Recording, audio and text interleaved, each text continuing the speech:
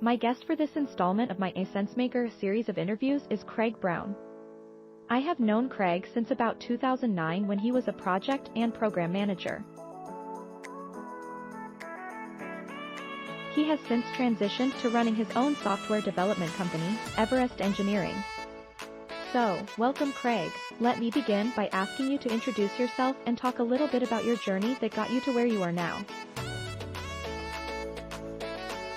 What made you do it?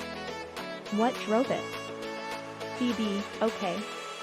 Well, early in my career I worked at different companies and corporations, as many of us do. I even did a very small stint in consulting. These experiences were interesting because I learned a lot about how things happen in organizations, what works and what doesn't. Early last decade, I started working at a SaaS company in a general management role. That was interesting because the culture in those places, the way they operate, is very different from the established corporate world. You're much closer to life or death issues on a month-to-month basis. As a result, you're much more invested in delivering customer outcomes and value than in compliance, rules, and process. That was refreshing and super interesting because I had never been in that situation before. Anyway, then the day came when it was time to leave that organization. One of the guys that I worked with, Ranganathan, used to manage part of the team in India while I managed the team in Australia. The two of us decided we would start a software product development agency together, and so began Everest Engineering. The switch from working for someone to working on your own business is a big one. Many of the differences are well known, entrepreneurs have talked about them. It's a lot of work, it can be very stressful. You've got to be multifaceted, you've got to be wherever the business needs you at any particular time. So, being able to switch modes and roles is really important.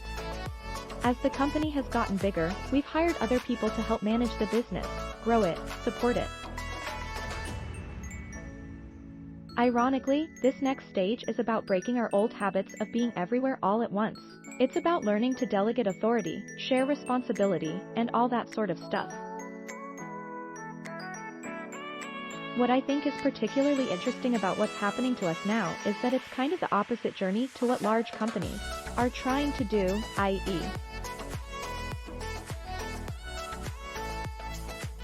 but towards more structure and order from what can be described as chaotic, freewheeling entrepreneurship. Yeah, it's stressful, but a lot of fun.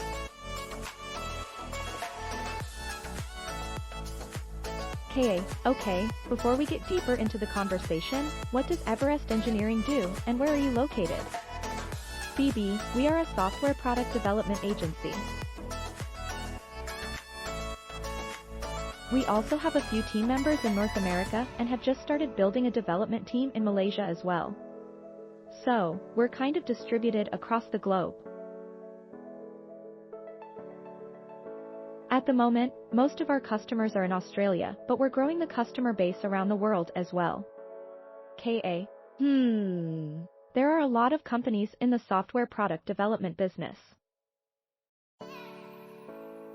It must have been difficult to get traction. How did you do it? The traditional story in software development is that you either A, find a niche that no one is addressing well and zero in on that, or B, you come in cheap and claw your way to the top. Thanks for watching. Please subscribe.